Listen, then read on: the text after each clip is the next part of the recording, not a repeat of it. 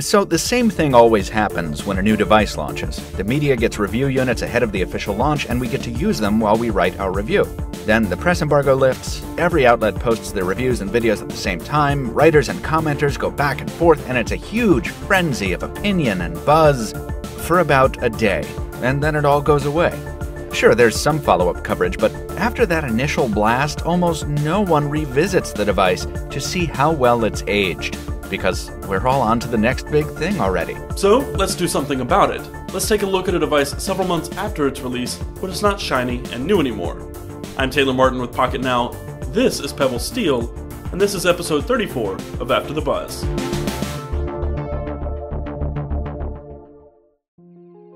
When we reviewed Pebble Steel back in March, we called it a smartwatch in disguise.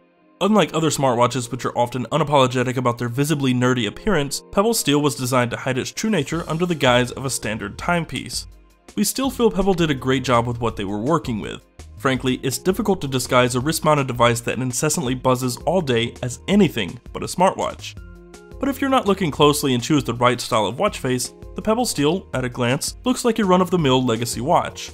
The only visual cues hinting at something else going on are the Pebble branding located at the bottom of the face and the magnetic charging port along the left side. Over the last few months, our personal Pebble Steel unit has held up exceptionally well.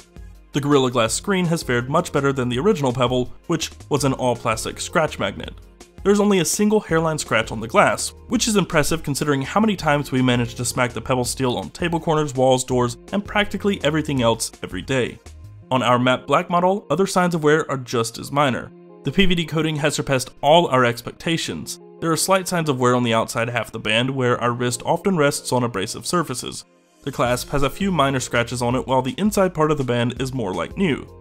Under close inspection you can find other small blemishes, but they're virtually invisible to the naked eye at more than a nose length away. If you're worried about minor blemishes, you might fare better with the brushed steel model or the black leather strap, but we're happy with how well the PVD coating has held up. Everything else has stood the test of time quite well. The buttons are just as snappy and tactile as they were to start with. The clasp has somehow managed to withstand our incessant opening and closing, a personal fidgeting tick of mine that I can't seem to shake. And the display in the Pebble Steel seems more reliable than its predecessors. Visual distortion, light refraction, and discoloration are no longer issues.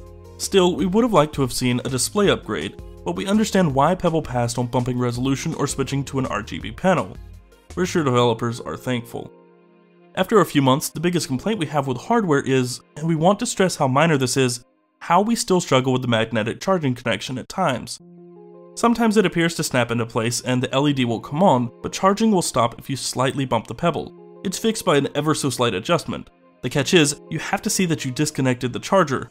So instead of having a fully charged Pebble like you thought you would, it's still nearly dead when you disconnect the charger.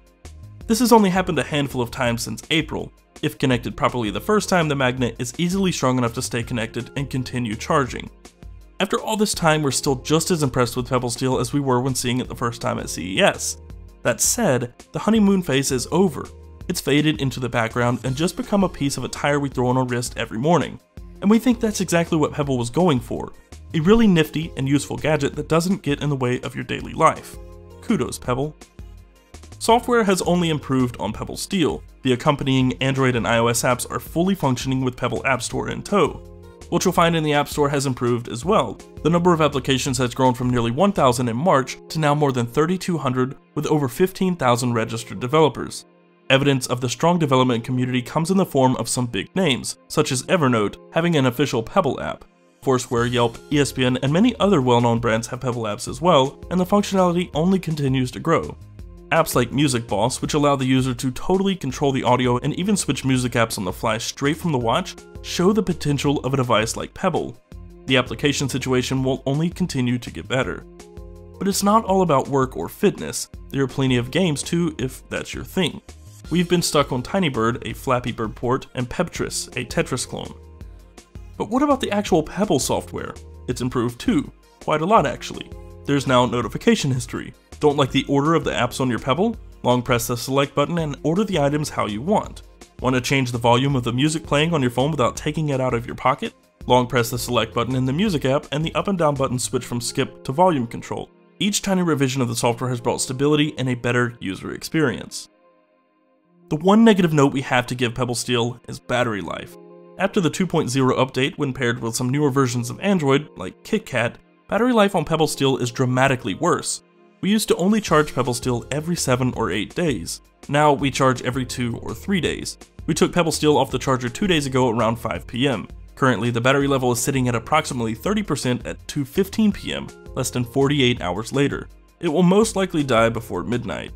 Some people in forums are claiming to have fixes or workarounds for the battery issues, but the issue still affects many Pebble owners today. Despite the battery life concerns, Pebble Steel is just as impressive today as it was when it was announced in January. The software has only become more functional and the application support is growing rapidly.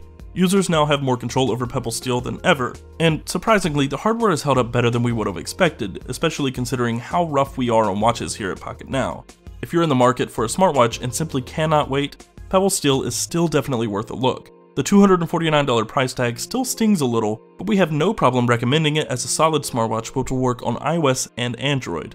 How it will compare to the competition once Android Wear watches or the rumored iWatch land is currently the biggest cause for concern. But Pebble says it is willing and ready to take the challenge of tough competition head on. Folks, thanks for watching. If you enjoyed this video, be sure to click the thumbs up button below and of course subscribe to the channel to see more videos like this one in the future. Be sure to follow us in all the usual places, Twitter, Facebook, and Google Plus at Pocketnow. I'm Taylor Martin. You can find me on Twitter at CasperTech, and I will see you next time.